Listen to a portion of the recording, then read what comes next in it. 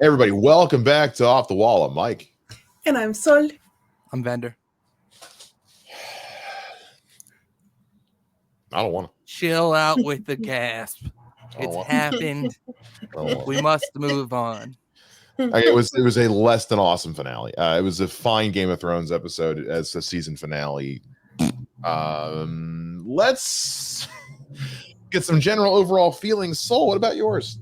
I feel that when you go back to watch the show in the future and you binge it, it's gonna not feel as shitty as it does right now as a finale, because it literally has all the things and is setting up stuff. So in the future, me will be like, okay, now season 3, episode 1, and I'll be good. But right now, like, I'm gonna have to wait 2 years to see what happens next.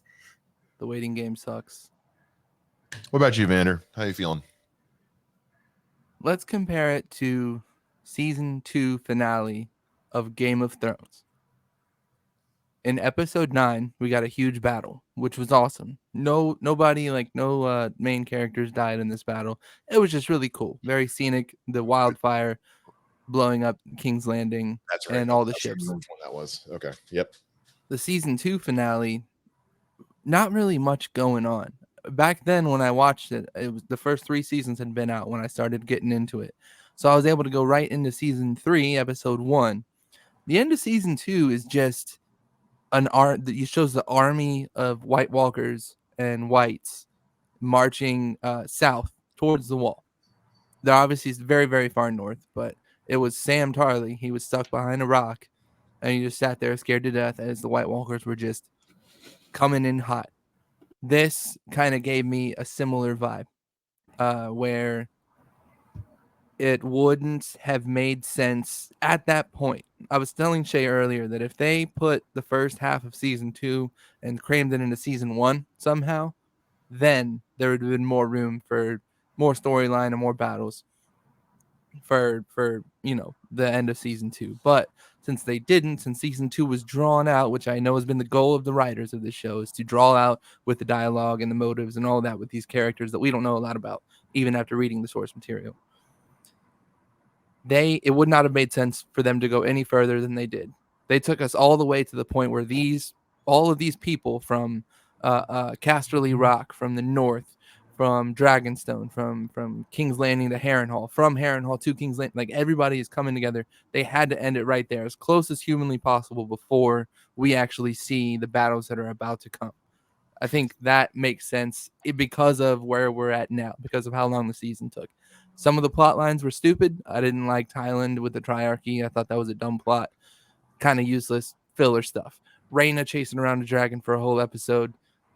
Not great writing. Filler stuff. For 2 episodes. Yeah. I was telling Shay earlier, there's a 50-50 chance on if the writers are writing something different than the books or filling stuff in between what we already know. It's a 50% chance that it's going to be good. It's 50% chance that it's going to not be so good. So that's my outlook on it. Yeah. Sucks that we got to wait so long, but I know that season 3 is going to start wild, and it will stay wild until the end of the show. If I'm not knowing anything that's coming in the future, being the one person here who hasn't read this book, if I were the person in charge of this, if I can Monday morning quarterback this, as it were, I would take the season 2 finale and make it the season 3 premiere and end season 2 with that shot of Rhaenyra and her new dragon riders saying, "Fuck you, Tony," across the bay. That to me felt like more of a season finale than this one did. Because that to me was ending on a great big moment of turning point. Like, shit just got fucking real. Season ends. Now we get into season 3. You kick off season 3 with this big, epic this character conversation between Rhaenyra and Alicent, and like the battle is just about to start, like this is the night before the war, please don't do this, and then everybody marching, and that's how you're like, oh, this is how we're kicking off the season, and then episode 2 is the battle starts. That's how you start season 3. You take this finale, you make it the season 3 premiere, done. I don't wholeheartedly disagree with that. I think it's a very valid point. It's a different kind of show writing for them to end where they ended, and then season 1 start off as crazy as it's going to. Season 2 of this show started, with just some aftermath of stuff going on. It was a great season premiere. It's my honestly now to this point, it's my favorite episode of the season. Is the season premiere, and then it ends with this just super messed up, diabolical scene. And it's the best episode of this series so far to me. So yeah. You bring up a good point. Yeah. The only counter that I would put to that, and I actually don't hate your idea, is that I like that we got a little bit of a conclusion with the Daemon Harrenhal stuff. Yeah. So no notes for the Daemon Harrenhal stuff. I loved it. My only problem with this episode is it doesn't work as a season finale. Yeah, I agree. An episode of Game of Thrones, nothing wrong with it. Yeah. As a season finale, it wildly misses. I feel the same. So let's talk about this as opposed to going through locations. We're gonna go this because do a lot of jumping around. We're gonna talk about this in characters, just starting with the ones who cares down to the ones where it's really important. Tywin Lannister or Tyron or Tywin at one point. That was a good little Easter egg they put in there. My mother in her chair goes, did she just call him Tywin? And I was like, yeah, I'm pretty sure she did. Yeah, that was good. That's good. And me, I was like, wait, have they been calling him that this whole time? Is he really Tywin? Very good. It's very good. I mean, he was pretty old. It's very good. Yeah, this was, hey, the rest of this episode is really dark and depressing and dramatic. We need the. It was comic relief. Yeah, it was comic relief, and I don't like that in this show. Not for a whole scene, man. I thought the pirates were not well written pirates. I was hoping to get black sails, like we take this seriously. We loot and we sail and we are pirates. That's what we do. These guys just seem like a bunch of lazy asses sitting around waiting to collect their payday for the people doing the real hard work out there on the sea. They struck me as a bunch of guys that have accidented their way into success. They have failed upstairs, up the stairs enough to be pirate lore, which I mean is kind of pirates in general. But yeah, the whole time I was there, I was just kind of like, this feels like a different show. Mm-hmm. It feels like a complete, and I know even going back to original Game of Thrones, everything that was going on over in Essos or with Dany and all that, always because it was such a culture separation. But this just, I don't know what there was still something about it back then that still felt like it was the same world, at least. Yeah.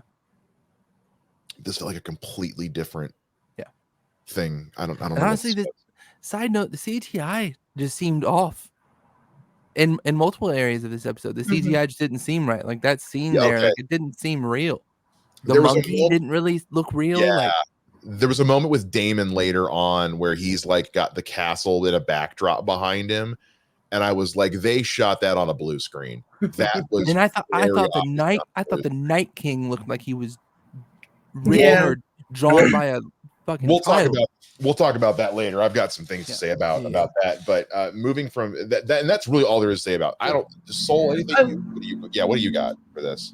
When thinking of it, and it's weird, the way my brain works. So when thinking of it as a separate thing, I enjoyed what I was watching on screen, and I was like, oh, this is pirates doing just funny shit.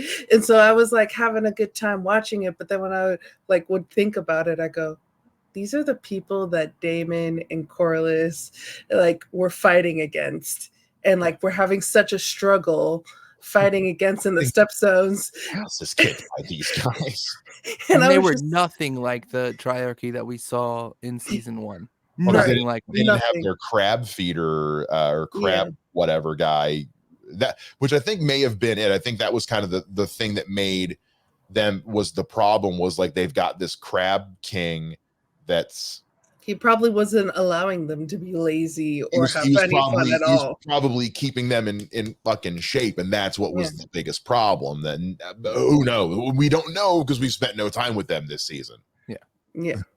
This should have been a scene like 3-4 episodes ago. Yeah. And then but I don't know. Anyway, Aegon's going through it. Aegon's I mean, he's getting better, but we would learn some stuff about what he's gone through, and it didn't much care for it. And I love how Larys kept trying to change the subject. He's like, no, we are talking about this. We are talking about my hot dog penis. Sorry, brother. Sorry your andouille sausage got fully oil fried. What's weird is, and the worst part is, as somebody who cooks a lot, I know exactly what he's talking about. I didn't need that image in my head. But what a weird, what an interesting direction they're taking Larys and Aegon. Not a buddy cop story I thought I was gonna be getting on this show. It's because they're both like very much at this point in their own ways and also in similar ways downtrodden characters. So I like that they're making them connect a little more personally than we were made to believe in the books. I knew that Larys, or I was able to surmise that Larys was able to sneak Aegon out under the fear of Rhaenyra showing up and killing Aegon. I love that they made it to where he's not scared of Rhaenyra coming back. He's scared of his brother. I thought it was a very interesting addition to the show. And so I knew that he was going to try to get snuck out. It also, in another plot that we'll talk about later, it ties together what Alicent was talking to Rhaenyra about. There's going to be some mix-up there because Rhaenyra has been promised this thing that now because Larys has done this, she's not going to be able to meet that promise. Yeah. And with, Larys for the first time has someone, he is able to be useful in a way that he's never been able to before. Up until now, it's been, I'm a secret keeper. That's me. It's like for the first time, him being moral support. Him having this like physical deformity is giving him an advantage in that this is giving him an opportunity to get close with the king, because now he can be, the king has only one person who has even remotely any clue what he's going through right now, and that's Larys. And I think too for Larys, where even though he's been useful to other people in the past, he was still looked at as this weird, crippled person, where this is probably the first time that he's being looked at as just like a normal human, because Aegon is way worse off than he is. Yeah, these are two guys that we've grown to hate. Two guys that we don't like, with the foot fetish, and Aegon obviously sexually assaulting women and just being an overall like drunken pile of garbage who is abusive to his wife, at least emotionally. Like, these are two guys that I have hated, and now they're the typical Game of Thrones thing, the Jaime Lannister thing. Paint this guy to be a complete doucher, piece of shit, and then to kind of make you fall in love with him a little bit, kind of make you feel for him. That's always been a hallmark of Game of Thrones, is that in fantasy, high fantasy in general, is that like, I mean, God, they bring it up in the 5th Harry Potter movie. I mean, like there's no one's all good and all bad. Yeah. Like life, everything's gray. Everything's gray, and life is going to throw you a curveball that is going to force you to make a choice where no matter what, you don't like, you're fucked no matter what. Let's head over to Dragonstone and talk about everything going on with Hugh and Ulf and Jace, because between Hugh and Ulf, Ulf does suck. Yeah, but I'm getting the impression, I like him and I like his dragon, but Ulf sucks. They're definitely there. So Ulf is definitely he's a cheapo. Yeah. But now he's got all these riches. Like, he's barking at these servant ladies. Like, he's a guy that is showing no loyalty whatsoever. This is a guy that, for the right price, like he'll dip out. And Hugh, on the other hand, he seems very formidable and honorable and straightforward and strong. I love, it's what I love about Hugh so far. But the fact that they're still in their own category outside of Adam. You've got Adam, who like Rhaenyra already trusts wholeheartedly, likes him as a person. He's charming to her. Like Adam is on this side of the bastards who claim dragons, and Hugh and Ulf are kind of in this category together too. So Ulf definitely piece of garbage, but it kind of makes you wonder, where's Hugh gonna fall in all of this? Like, is he gonna be able to win Rhaenyra's trust? Is Rhaenyra gonna be able to win Hugh's trust? I'd like to think so. I like to think so, but Ulf is already shooting himself in the foot so much. It's going to be a problem later. His what's the word for it? When you don't obey. Not disobedience. His defiance. Defiance. Yeah, that's good. Yeah. And one thing that I noticed too in that scene is we have 3 new dragon riders. Adam is not in that scene. He's probably off actually training with his dragon or learning Valerian, or like actually going off and doing what he's supposed to do. So not only is he, we know Corlys's son, Rhaenyra doesn't know that yet, but it is under Corlys's house and kind of is already trusted.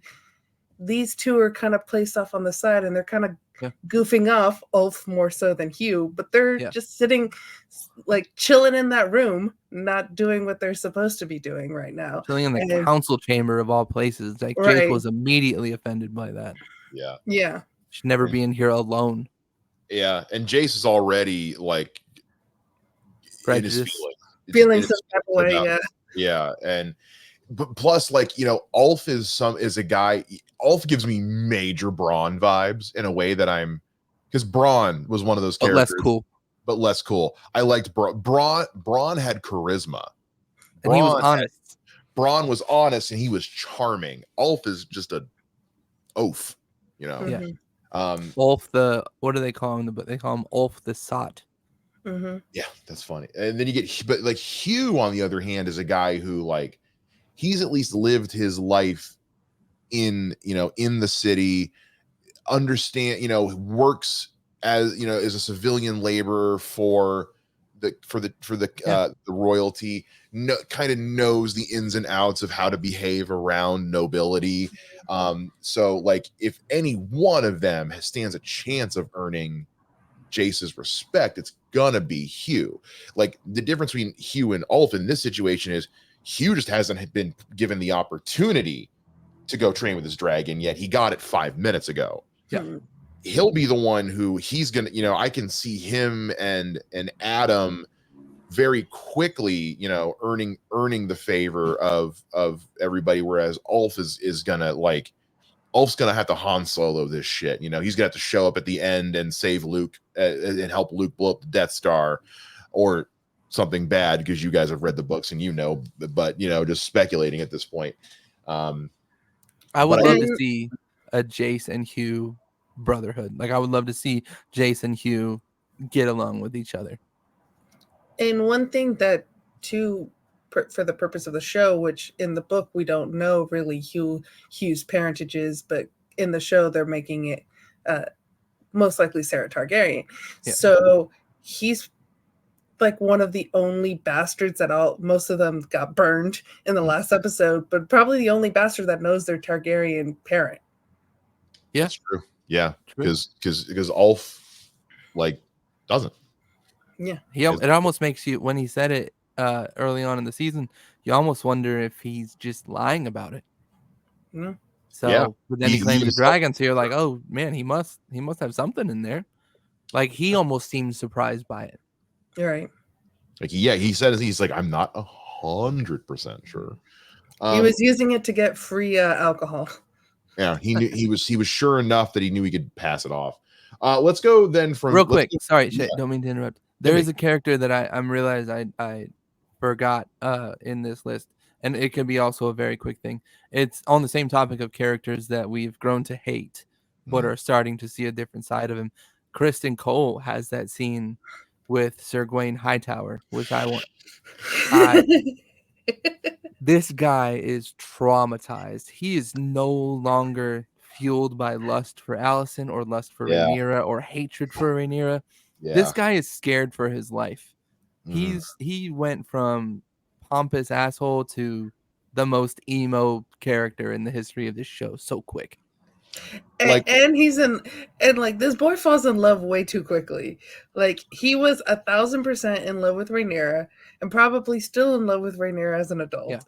Might still be in love with her now, and now he's fully in love with Allison. And Allison, we could tell kind of by the end of the episode, not really in love with him. So this boy down bad. Yeah. Still hate him, but Still hate him. I can't wait until he's no longer on the show. It's nothing to do with the actor. I am so tired of this character. I am so tired of Kristen Cole. I want him gone. I want him to go away. I get nothing from this character anymore. It's not to me, he's not even fun anymore. Like up until it got for a certain amount of time, I was loving the drama of it. I'm over it. I'm over it. I'm really over it. I need Kristen Cole to get interesting fast in season 3, or I'm gonna need him to go ahead and die via dragon or something. I also believe that they've intentionally, because he wasn't in last week's episode at all. He had one small scene in this episode, nothing but 2 minutes of screen time. I do think that his arc, which is really just his plummet into traumatization, I think that we're not going to see a whole lot of him in the future, and until there's a fight that he's involved in. I don't think we're going to be seeing a whole lot of Kristen in general. Sad boy Christian. And I am fine with that. I'm fine with it too. I was over it. Let's go ahead and get into let's talk about Corlys and Alan. Probably my favorite scene of the whole episode. Like it's not even really a question. I could watch that scene on a loop all day.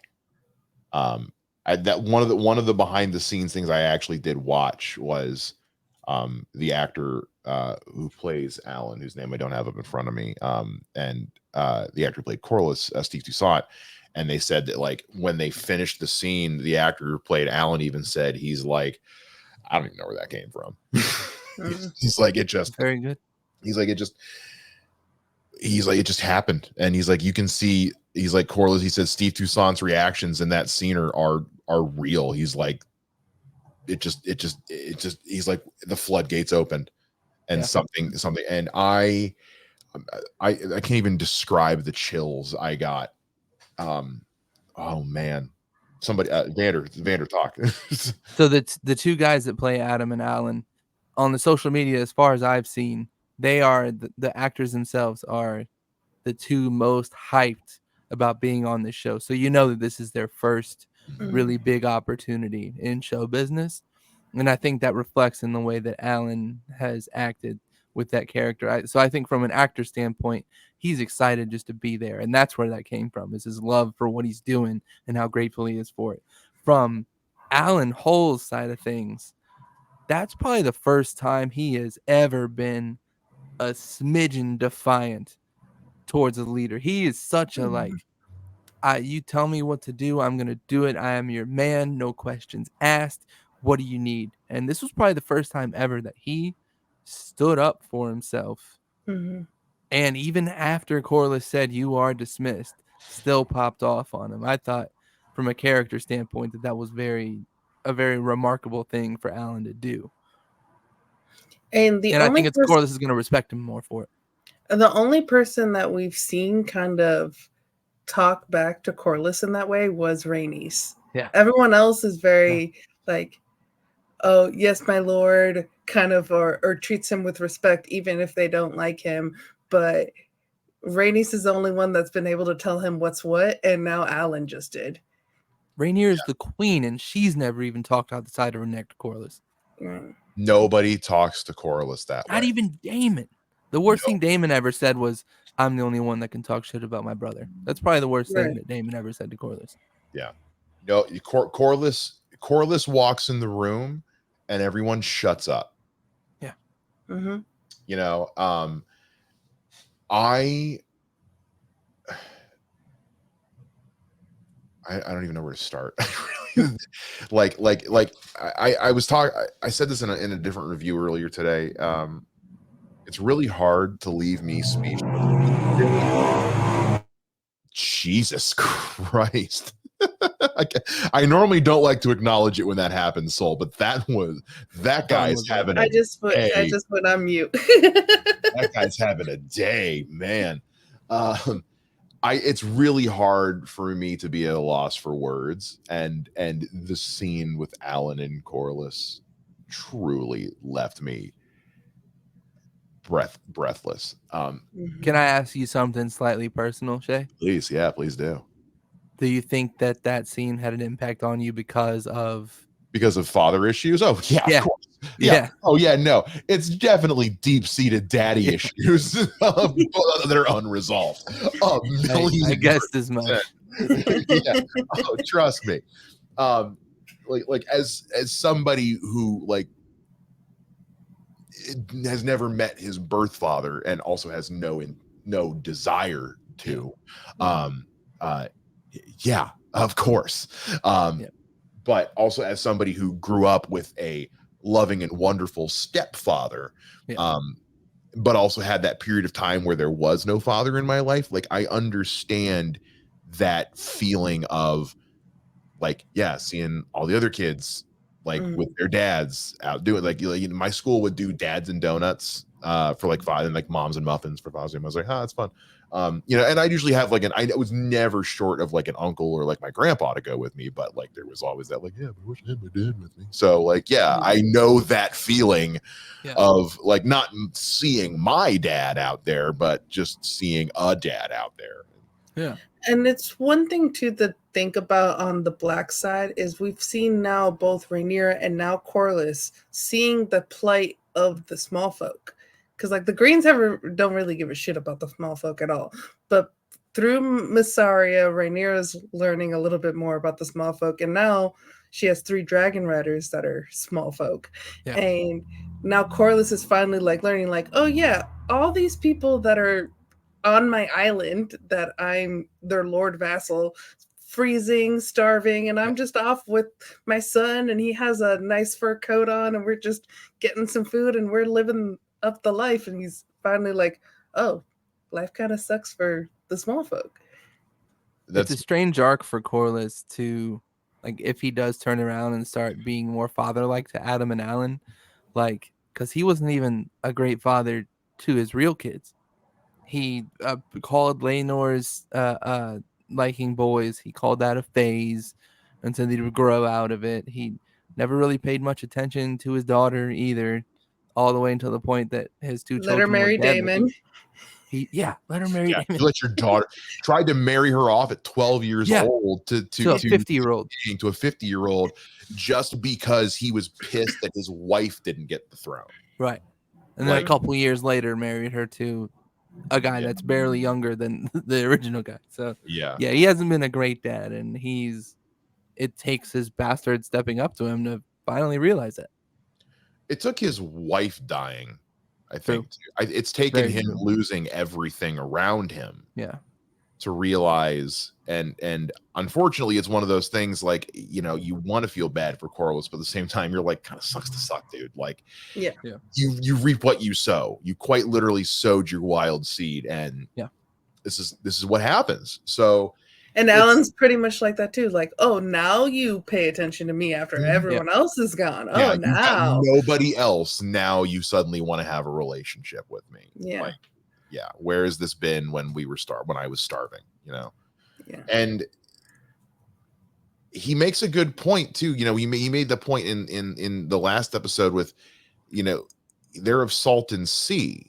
They usually, so it does beg to question what their mother's parentage was. That is something that's been introduced twice now in the last 2 episodes. Because so it does make me wonder if that's also something they're planning on exploring or not, or if it's just a red herring that they're trying to use because Colas is the one who brought it up. Yeah.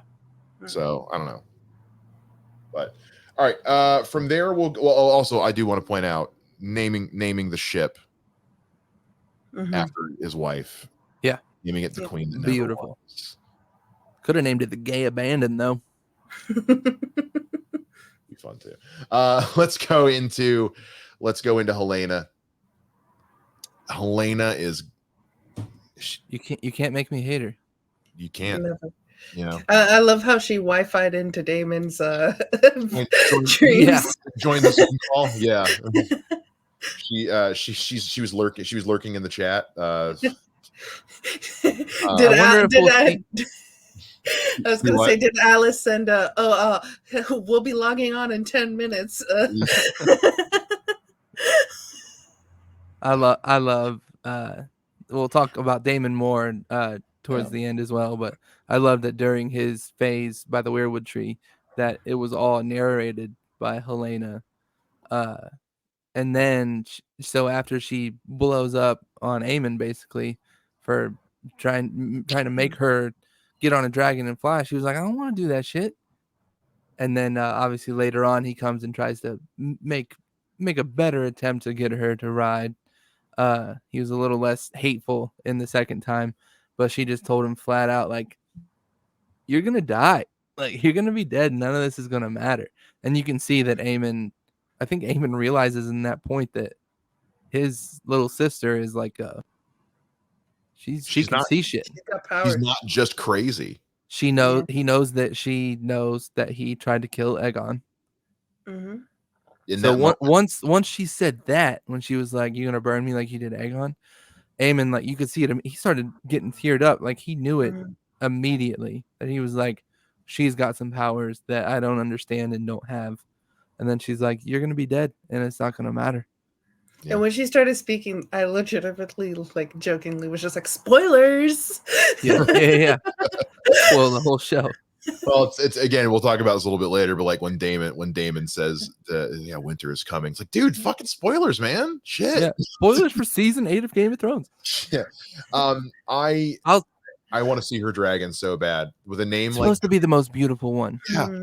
You've described it like that with a name like Dreamfire, hearing it that it's just this old ancient dragon. It's like, I want to fucking see this thing, man. And they give us the ugly ass sheep stealer. Yeah. And isn't Dreamfire like the mother of a few of the dragons, like Tessarion and like a few of the other like really pretty ones? Tessarion, yes. Yeah. Fire children. I know that aside from Vagar, Dreamfire is the biggest dragon that the Greens have. Even bigger than Vagar? No, but behind Aegar. Oh, probably, Vagar. It's probably the third biggest dragon, just behind Vagar and then Vermithor. Got you. Because Vermithor is a big boy. Yeah. Yeah. All right. Well, from there we go to we're already talking about him. Let's talk a little bit about Aemon. Aemon's losing control. Aemon's losing his grasp. You know, we mentioned earlier that the Greens don't give a shit about the little people. Like, the first thing he says is let the people suffer. I don't care if it means they're not going to get food. We all have to make sacrifices. And it's like, dude, they're starving. This is why they're all leaving to go to Rhaenyra. Pretty soon you're going to be the Prince Regent over an empty city. Yeah. And what sacrifices is he making? Exactly. We all have to make sacrifices. Which one are you making? We all thought that like Aemon would be a much better king than Aegon, but he's really just, aside from being a better like battle commander and a warrior, like, he's got nothing on him. He's smarter than Aegon. He's stronger than Aegon. He's knows more about the politics than Aegon, still failing crucially as King Regent. He's still he's still a child. Angry little boy. Alicent has nailed it every single time. He is a petulant, spoiled, bitter child who just can't handle things not going his way. Yeah. And when he put hands on and when he put hands on Helena, I was like, who? Fucking one-eyed bitch. I'll take out your other eye. Shit. he was so pissed about Renegans that he said, "Fuck this town," and razed it to the ground. Yeah. And Clearly it spiraling into madness. was pissed, and then he was also scared.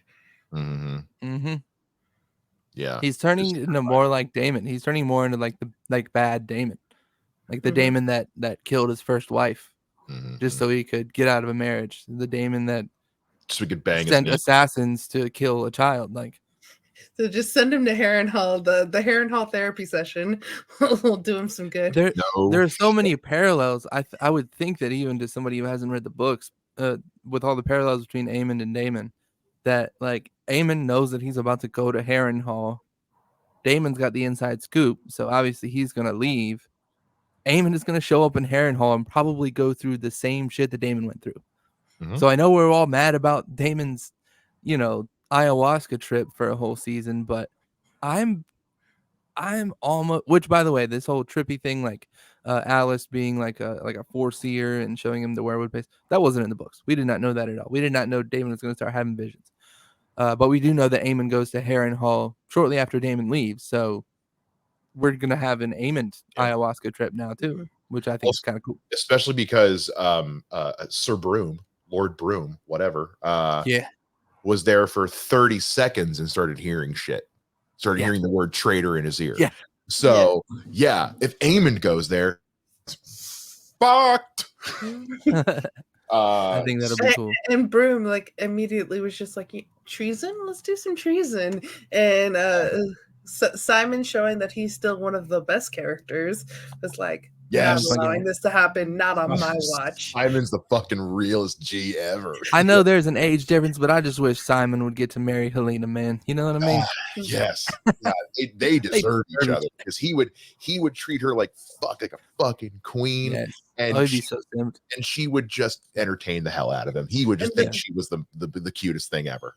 And that shows you how good Simon is, because he seems to be sleeping well and doing everything. So like Harrenhal's not messing with him because he has no demons. That's very guilty good. Conscience. That's very good. Yeah.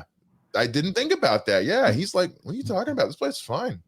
Everybody leaves me alone. But I'm not a dick. So I want to note this while we're on sort of the topic of like the dreams and the seeing stuff.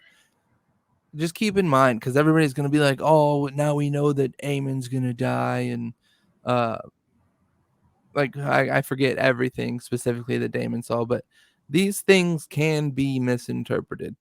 I just want to make that clear. Even seeing Rhaenyra on the throne, that could be misinterpreted. That could mean something different. Remember in season 2 when Bran, or rather when Jojen saw that Bran and Rickon were going to die, like he was scared. He was like, you two are going to die. There's nothing you can do about it. I've never been wrong about something that I've seen in a dream. But then it turned out that it was just 2 other kids that were made to look like Bran and Rickon, and Bran and Rickon survived. So he saw he saw what's his nuts. Oh my God, I just blanked on his name. Theon. Thank you, Theon, saying, "Look, I killed these 2 kids." He saw that. He didn't see everything around it. So, well, and even with Helena's visions, like things she says are so cryptic. Yeah. Well, to speak on that too, of like, we have Rhaenyra on the throne with Daemon's vision, but you have Helena saying Aegon's going to be king again. Yeah. So you have kind of the two. If you're thinking green versus black, these 2 conflicting things, that we have 2 different Targaryen seers saying that something's going to happen. Well, and also both things can be true. As we've very much learned from Game of Thrones, the crown can change hands. Can have and will continue to do so. Let's talk about Baela and Rhaena. I want to talk about Daemon's girls. They don't get a whole lot of screen time in the finale, which is a bummer, but they do not. Baela more so than Rhaena. Baela at least gets more to do. Yeah.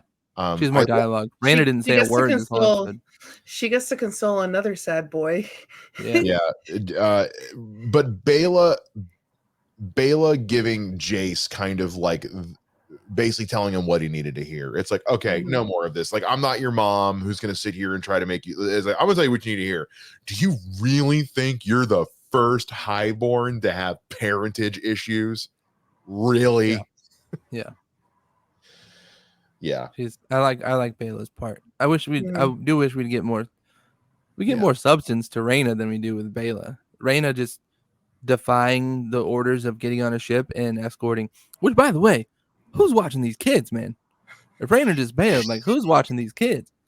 But anyhow, she left it. She left them with Joffrey and the other one. Joffrey is the last strong one, and then and Viserys and Viserys. Aegon Viserys. That's right. Yeah. Another thing. Remember when another thing about the dreams being misinterpreted? Viserys said he would see his son Aegon on the throne. Like, he saw that in a dream. Mm-hmm. Which I guess technically it did play out like that, but yeah, like, there's more than one Aegon now. Yeah. He thought his Aegon was the prince who was promised. I'm pretty sure 6 years into Aegon's life, he was like, "You're not the fucking prince that was promised." And what is Jon Snow is technically what, Aegon the Sixth? So a lot of Aegons. There's way more than that too. Those are just the ones who have been king. Exactly. And with Reyna too, it just, that's where I really was getting frustrated. It's just because this whole thing they're setting up is with her getting her own dragon, and it was like they really set it up in the first half of this season. Mm-hmm. Like by the end of this season, this girl's getting a dragon. We're surrounding her with dragon eggs. There's a wild dragon out there. Like we're getting this girl a dragon, and we spend 2 episodes. She gets 90 seconds of screen time, no dialogue, just running, and drinking some water, sleeping. Like at the end, ultimately, I'm just like, if I'm this actress, like, I'm not, like, on the one hand, it's like, yeah, cool, I'm on Game of Thrones, but on the other hand, it's like, you guys didn't do anything with me though. Yeah. Like, I'm an actress trying to get work, and I can't get work if you're not doing anything with me on your show. So I'm glad she at least found the dragon. I was worried there for a second that she wasn't even going to find Sheepstealer, but the way the Zack Snyder slow-mo montage was going at the end, I was like, if I don't see this dragon before the credits roll. And I was just like, how many days is she out by herself and no one has come looking for her? Also true. Yeah, that's a good point. Yeah. Like, she just fucked off, and at no point nobody went, my lady. So it had to have just been a day or two. Yeah. Well, again, I don't know. Like we were saying earlier, like, I really get if the math is right, I feel like this entire season took place over the course of like 10 days to 2 weeks tops. Yeah, like, not a lot of time covered in these 8 episodes. I would wager to say a moon turn or less. Yeah, and again, it's just, that's kind of the frustrating. It's like, we did not cover a lot of time here, so what have we been doing? Well, let's get into, as we get down towards the bottom of the list here, let's move into Alicent, who is just wants this to be over with. She wants this done. She wants this over with. She's tired of the mess she made. But I love that Rhaenyra calls her out on too. Is like, oh, what do you want me to do about it? What are you gonna do about it? Oh, no, you started a fire and now everything's burned and sinned and you don't like it? Oh, how sad for you. Where are you? We were talking about Alicent and the very compelling conversation she had, which I am getting a little sick of how seemingly easy it is for these royalties to just sneak in and out of cities, man, with fucking no detection whatsoever. Like, it's a little unrealistic. Which the 2 scenes, not in the book. Yeah. Who knows you're here? Nobody except my protector. And Daemon and the guy that captained the ship to bring us over here, and the guards that let us in, and those 2 guys over there, and now your guard. Wow, a lot of people know I'm here now. At least when Rhaenyra did it, she was in costume. She was in costume. Yeah. Only one other person knew she was there. Like, Alicent's wearing a green gown. Which every we didn't talk about it before, but when they were trying to get the dragon seeds, and I'm like, she's walking around town in this red cloak. I'm like, girl, can you like be any more conspicuous? Yeah. and it's why is every decision Allison makes the bad one? Why does she only know how to make the wrong decision? She had a shitty dad. Yeah, that's and like I'm really trying to feel some sympathy for her in this scene. I really am. But at this point, I am very much Rainier's train of thought of like too fucking little, too fucking late. You don't get to now, the night before you are potentially about to get your ass handed to you, decide, I don't want to play anymore. I don't want to play anymore. You don't get to suddenly take your ball and go home. And I love how she finally decided. She's like, you know what? Fuck my sons. You can kill them. Yeah. I like how Eamon didn't come up in the conversation either. Right? Like Rhaenyra was like, I can't do this I can't send your son to the wall. Like he has to lose his head for what he's done. Yeah. I like how Eamon was my never son. brought up. Like Mhm. even once Alicent was like, all right, yeah, you can have his head. Even then, Rhaenyra was like, and I need Aemon's too. That would have been my thought anyway. I also feel like in that moment, if Alicent had begged for her son's life, Rhaenyra would have given it to her.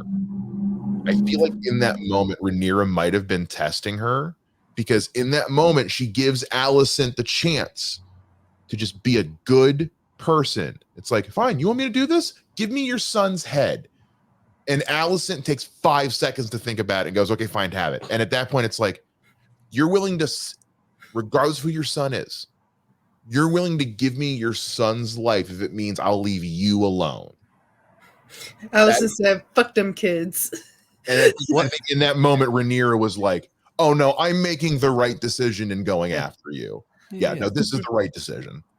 Once Alicent learned that she has a good son out there, and knowing that she has Helena, who is the best character in the show, morals wise, I think that's what makes her willing to offer her other two kids. Like, she's like, I got no. She's like Walder Frey. Walder Frey, when Cat kills his wife, he's like, I'll find another. Got more. but I think that's why I didn't like this conversation as much as the last one, because ultimately it was just like the first one was like information was gathered, like goals were achieved, things progressed. Rhaenyra learned things, Alicent learned like progress was made. This was just nothing. This was just kind of it was indicative of the whole episode.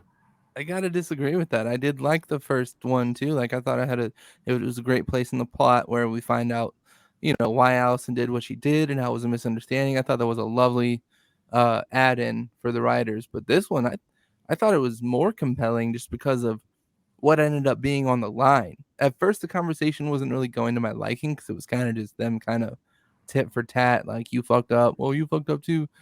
But once the stakes were set, where Rhaenyra was like, yes or no, if you let me in, I have to behead Aegon. So not only is Alicent betraying the whole city in a way and saying that we'll let you in, Aemon's about to leave, Helena will be in charge, I'll make her step aside and you can sit the throne. Like that's such a monumental decision to make, such a crazy thing for Alicent to allow to happen. And then on top of it, Rhaenyra's like, I need your son's head too. And she gives into that. I thought that was the most compelling, character-driven moment that we've ever seen from Alicent in this whole series. I don't know. I didn't buy it. I didn't buy it. To me, it reeked. It just, I don't know. I don't know if it was something in how it was written or what, but I didn't buy it as much as I wanted to, and I really wanted to. I couldn't, and I don't know if it was also just by that point in the episode I was so frustrated too. Yeah, everything else, like because this scene happens at the end of an already frustrating episode, and then this is basically like after this conversation happens, we go into the slow-mo Snyder montage, and it's great shot between Rhaenyra in the center to then go to Allison. I was just like, ooh, that camera work was nice. Well shot. Everything about it's well made. Everything was perfectly shot. I said so on Threads. I was like, this is a very well made episode of television. It's just not a good season finale. Yeah. Well, and then Rhaenyra and Daemon, we get the culmination of Daemon's arc, which I think has definitely been one of the most compelling things this season. My I know favorite thing. People have been bitching about it online. I think they're nuts. If anything, all this did was prove therapy works. Yep. Therapy works. Fucking psilocybin therapy. Yeah, supposed to microdose it, Daemon. Just getting to watch Matt Smith chew scenery for 8 episodes out at Harrenhal, and then I mean that exchange with him and Rhaenyra was everything. Leave me again at your peril. And I love the cavalierness. The first moment of levity these two are having to let them know, like, okay, we're moving past this, of like, don't do this again. I can't try. It's like, okay. It also shows that they really do. They casually love each other. There's still going to be a casual relationship, and they love the shit out of each other. And the chemistry between the two of them too. I was just like, oh, they gonna fuck. Yeah. So it turns out we were both attracted to your friend. So give Thrones, man, come on. Oh no, the uncle and the niece that are married are gonna draw the line at a threesome. Okay. They're gonna draw the line at being Amish cousins. Sure, whatever. I really loved that from until that moment where he pledges his sword back to her again. The viewer's not meant to know what Daemon's gonna do, because when Alfred was like, "You should be king," that's what I want to make happen. Obviously, this was after his, after he had the werewood paste. Yeah. He walks away with Alfred with a smile on his face, prompting Simon to send a letter to Rhaenyra and say, "Hey, their treachery might be going down over here." You don't know. Is Daemon really going to take that seriously? This is somebody offering to make him king, like a very prominent character who's strong enough to put an army behind him and make him king. And then even when he's walking through the horde of people, you don't know. You don't know what Daemon's going to do. These people aren't bowing to Rhaenyra just because she's there. These people are standing up waiting for Daemon to tell them what to do. Daemon could have been like, off with her head, I'm the king now. And they would have done it. And there was 2 subtle things that I loved at the scene. Was one, Broom was in the background just fucking pissed off. Yeah. He's just like, damn it. And then also the little smile that Daemon gives, that's kind of just like, now watch me go do this boy shit of huzzah, like, and everyone's just like, yeah. Let me get back where I belong on the fucking battlefield. If anything, that should have been the last scene of the episode. Just like King of the North, when Jon Snow becomes King of the North, like just everybody just King of the North, King of the North. Yeah. But also, I really wanted him to, like, right after he did that, I wanted him to tell Rhaenyra, by the way, this Alfred fella, he tried to fuck you over. Let's execute him right now. Like, I thought we were gonna see when he was walking through the people. I was like, please tell me he has Alfred Broom's head in his hand right now. That'd be so cool. I thought we were going to see him die today. I really did. I thought for sure he was going to get executed. If he just walking with the head, oh my god, that would have been so bad. Or just do him like he did the Crab King, just like cut him the fucking half and just drag his body out. Here's the thing: if that would have happened, if he would have had his head in his hand walking up, Rhaenyra has no idea what Alfred's done. Exactly. Rhaenyra had no idea that he was going to trade her. Imagine Rhaenyra's expression. That was a great opportunity for good acting for her to be like, he just killed my counselor. He wants me to die. Yeah. Absolutely. Which means I hope like the very first thing we see in the very first episode of season 1 is just off with his head, thwack, credits. Like let's just that's how you kick it off, man. Like kind of like how in and again, not to call back to this too much, but when we opened up in season 8 with Varys getting dragoned. This was it the season 8 finale? Or one before it, where it was the end of an episode, but I don't. It was not the crown for a king. that No, you're no, no, no, talking no. I'm talking about Game of Thrones when Dany executes Lord Varys Okay. was the beginning of an episode, because the episode before was him trying to convince Tyrion that they need to get behind Jon as king. And then the next episode begins with Dany saying, Varys, I sentence you to die, and he gets Dracarys. Yeah, I think that was the penultimate episode of season 8. Was it the penultimate? Okay. Yeah, But either before way, the series ended. either 'Cause way, it was after I know episode 3 was the Battle of Winterfell, and I know that it was none after of this matters. All I was trying to do was just reference the specific scene, which is like, that's just how we do it, is just kick off the episode with, you fucked up, you're dead, you die, roll credits. Mhm. Yeah. There we go. But there, I also like, yeah, exactly. It's like so it's like remember when Damon expertly removed Corliss's brother's head in such a way that he forgot to keep his tongue? Like, let's just do that again and have it just be thwack, dun dun dun dun dun dun dun dun dun, like, and then his blood is what coats the tapestry in season 3.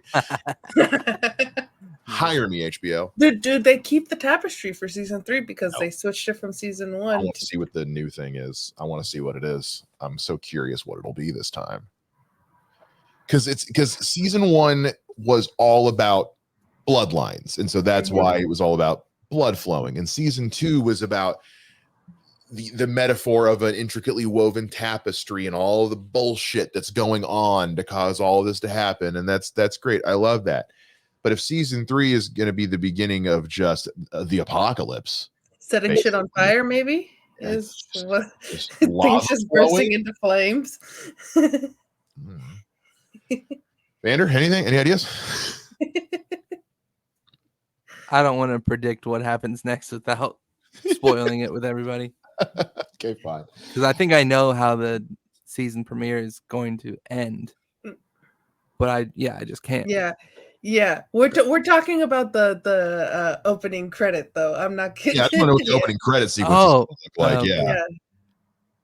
I don't know. That's actually a really good question. I'm calling lava. I think it's going to be lava.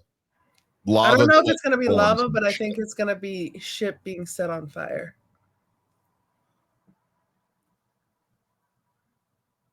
I'm stumped. All right. I don't even know what I would predict. I was going to sit there in silence till you said something. Yeah, it is weird too. And I know for Mike is over here and he probably was like a little bit more pissed off of the episode is probably you or I, because I'm like, I know season 3 episode 1 is gonna be a banger because I know what's happening. And then I'm just over here just like, okay, so I'm not that angry. Whereas like if you are watching this and you're not a book reader, I can see and completely understand the anger of the season finale because you have no idea what's coming next. And that's where I think like a lot of the discourse is happening online is the people who are not pissed off, they can't understand why people can't seem to understand not all of us have read the fucking book. Right. So like, I don't know what's coming next. I have no reason to know what's coming next. And my expectation, I don't have any expectations. Yeah. So all I have to go on is what the show presents to me. And so for me, it's when you spend an entire season telling me it's the same frustration we have with Game of Thrones. And you spend 8 seasons telling me winter is coming. When the fuck is winter getting here? You spend 2 seasons, you spend a whole season telling me war is coming. When? And now they're starting to say winter is coming instead. Yeah. And that what's the winter is coming? You haven't even gotten to the war. You already said one thing is coming. Let's get to the first one first. And what I told Mike is, and as someone who didn't read the original Game of Thrones books, I was just like, you saw people who read the books starting to get pissed off before everyone else did in the show. So I was just like, look to the book readers, and if the book readers are not pissed off yet about something, then we're still okay. And I can agree with that to an extent, but I also feel like the show should not be catering just to book readers. Agree. Because then that, to me, that's just the mark of bad writing. That means that makes it, then that just means that you guys did a bad job adapting this book for the screen. Because if going into this series, I need to have already read the book, then what is the point of the show? Yeah. You know what I mean? And I would say for the writers, I think they've done a phenomenal job so far. And that if this wasn't a season finale, this is a really well written episode. But because Fantastic. it is a season finale, it's one of those of like, Yeah. yeah. So I completely 100% understand why people are pissed off about the episode. Yeah. And that's I'm and more upset with like some of the seemingly like useless plots that they wrote in, like the poor additions. I'm more upset about that than I am the timeline of things. As much as I crave for to have seen more action in the season finale, in fact, what I know is going to happen at the end of season 3, episode 1, I was really hoping was going to happen at the end of season 2. I thought that what's going to probably be episode 1, I thought that was going to be the season finale. And I think Vander and I even talked about that previously without Mike. We were like, oh, this is going to happen in the last episode. It didn't. Yeah. I guess I'm just like, as someone who's not read in the books, I'm like, and as somebody who's like, for me, and I said to somebody on Threads earlier, it was like, when they were like, well, don't you remember what it was like in previous seasons in Game of Thrones? It's like, yeah, I do remember what it was like in Game of Thrones. Hence why I'm so apprehensive. So let's go ahead and wrap this thing up, because I at this point I don't really, making predictions is impossible because you guys know what happens. Make one though, Shay. Story. I predict genuinely that my expectations are going to be too high for the season premiere next season. But I am predicting that we're going to see at least a major character die in the premiere. A major character will die in the premiere, is what I will say. What side? On the Greens, they're due. They're due. The Blacks have lost 2 already. True. They lost Rhaenys and they lost Luke. The Greens have only lost a baby boy. Not to belittle that, but they haven't lost any of like their belittle like big personnel yet. Like they haven't lost any like hitters. So I think the Greens are due to lose a hitter. And a question that I have for both of you is, do you think that Helena was so, kill the boy, because she's been having all of these dreams and she knows what needs to happen to set everything in motion? So even though she was upset about it, it was she was very much like, yeah, there he is. Yeah, she knew. I think she saw it coming in a way. Yeah. She was probably still hopeful that it wasn't going to happen the way that she interpreted it, but I believe she was fully aware of what was about to happen. I think she knew that she was going to have I think she knew she was going to have to be the reason her son died. I just don't think she knew what the moment was going to be exactly. And I think in that moment she realized, oh, this is the moment. This is where I'm supposed to kill my son. Yeah, basically.